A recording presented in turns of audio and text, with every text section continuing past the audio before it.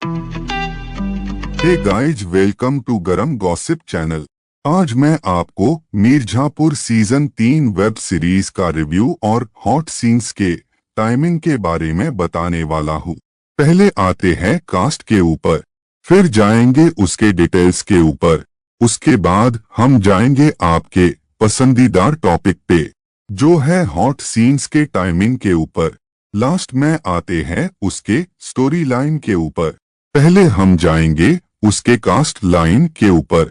इस web series में श्वेता त्रिपाठी ने गजगामिनी का और हर्षिता गौर ने डिम्पी का रोल प्ले किया है।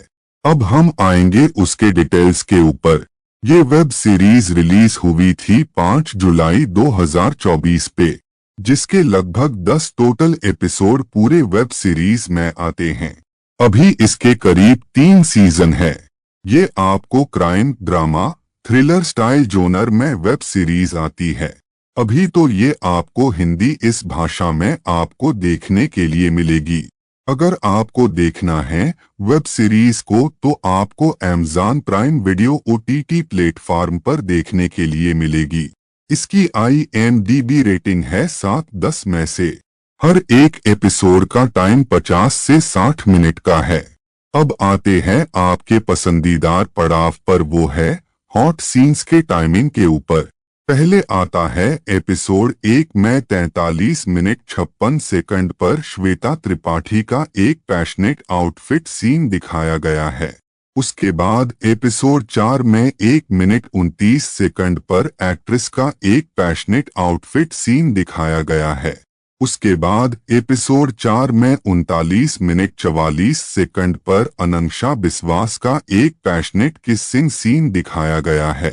उसके बाद एपिसोड 6 में 3 मिनट 6 सेकंड पर एक्ट्रेस का एक पैशनेट आउटफिट सीन दिखाया गया है। उसके बाद एपिसोड 7 में 4 मिनट 9 सेकंड पर श्वेता त्रिपाठी का एक पैशनेट किसिंग सीन दिखाया गया है। उसके बाद एपिसोड 8 में 3 मिनट 37 सेकंड पर नेहा सरगम का एक पैशनेट किसिंग सीन और पैशनेट पिटिंग सीन दिखाया गया है। उसके बाद एपिसोड 10 में 9 मिनट 29 सेकंड पर शेरनवाज ईजीन का एक पैशनेट किसिंग सीन और पैशनेट पिटिंग सीन दिखाया गया है।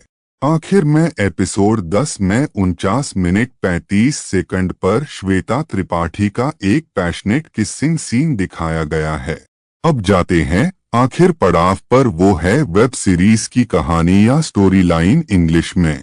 तो आते हैं मिर्जापुर के डिटेल्स के ऊपर, जिसकी बेसिक स्टोरी लाइन के बारे में हम जानेंगे। जहाँ पर हमें पता चलता है कि मुन्ना त्रिपाठी को एलिमिनेट कर दिया है गुड्डू पंडित ने और जजगामिनी ने, और अब वो मिर्जापुर की सत्ता हथियाने के लिए अब फॉर्म में आ चुके हैं। जहाँ पर हमें माधुरी यादव त्रिपाठी जो सत्ते में है, वो वहां पर हमें बहुत इम्पोर्टेंट किरदार निभाते हुए दिखाई देने वाली है। यहाँ पर हमें पता चल जाता है कि कैसे शरद शुक्ला जो मुन्ना त्रिपाठी के साथ था, वो अब उसने माधुरी यादव के साथ वो जुड़ चुका है, और अखंडानंद त्रिपाठी को भी उसने वहां से बचा लिया था। बचाने के बाद उसने पहले एक काम कर लिया कि उसने उसको मेडिकल ट्रीटमेंट देना चालू कर दिया। जहाँ पर गज नंदिनी और गुड्डू त्रिपाठी को ढूंढने की कोशिश बहुत करते, पर उनको ज्यादा से ज्यादा सफल नहीं मिलता। वो कुछ चीजों के बारे में उसको ऐलान भी कर देते, फिर भी वो उस चीज से बाहर नहीं आता, क्योंकि वो मेडिकल ट्रीटमेंट में सिर्फ रिकवरी में था। इस वजह से अब पूरा का पूरा शरद शुक्ला सब कुछ संभाल रहा था एक एक चीज के बारे में। जहाँ पर हमें पता चला कि डिम्पी पंडित जो गुड्डू पंडित की बहन है, उसका बॉयफ्रेंड बहुत चीजों के बारे में जानता था, जिसने सब कुछ त्रिपाठी को दिया था, पर ये सब कुछ गुड्डू पंडित नहीं जानता था। इस वजह से वो बहुत ज्यादा खामोश था। अब मिर्जापुर के जो कारोबार के बारे में हम जानेंगे, जहां पर हमें पता चल रहा था कि कैसे अब वो भी एक नारकोटिक्स का जो बिजनेस है वो चालू करने के लिए बहुत सारी चीज़ों को सर्च करते हैं, जहाँ पर एग्जिट और इन आने के लिए गुड्स को उन्हें एक अच्छे तरीके से सप्लायर ढूंढना था। उस सप्लायर को ढूंढते हुए वो नेपाल चले जाते हैं, जहाँ पर नेपाल में उनका जो भी कुछ है वो वहाँ पर जरीना देखती है। जरीना के पिताजी जो जेल में है वो उनको बहुत ज्यादा ख्याल रखते थे, जहाँ पर एक एक चीज के बारे में हमें पता चल जाता है कि जरीना ही देखती थी और जरीना ही गुड्डू पंडित के नजदीक आकर उसको अच्छे तरीके से फील करती है। और हमें पता चल रहा है कि कैसे उनका जो प्लान है वो सफल हो जाता है। अब उनको नारकोटिक्स को अंदर आने के लिए सब कुछ मिल चुका था, जहाँ पर अब आगे बताया जाता है कि कैसे यहाँ पर माधुरी यादव को एक इंफॉर्मेशन मिलती है कि कैसे इमोशंस के साथ खेलना है। जहाँ पर गजनंदिनी जब गुड्डू पंडित नेपाल में था तब वहां पर अखंडनाथ त्रिपाठी पर हमला करने के लिए चली जाती है, जहाँ पर वो फंस जाती है। फंसने के बाद उसका ख्याल विजय वर्मा का कैरेक्टर रख रहा था, और जहाँ पर उसका डमी डालकर जहाँ जब गुड्डू पंडित आता है मिर्जापुर, तब हमें पता चलता है गुड्डू पंडित बहुत निराश हो जाता है, क्योंकि उसने देखा कि गजनंदिनी अब इस दुनिया में नहीं रही। तो वो बहुत ज्यादा इमोशनल हो जाता है और जो माधुरी यादव का जो प्लान था वो सक्सेसफुल हो जाता है और वो पकड़ा जाता है। पकड़ने के बाद वो उसे जेल में डाल दिया जाता है, पर वहां से गजनंदिनी जो फिर भी जिंदा थी वो वहां से भागने में सफल हो जाती है।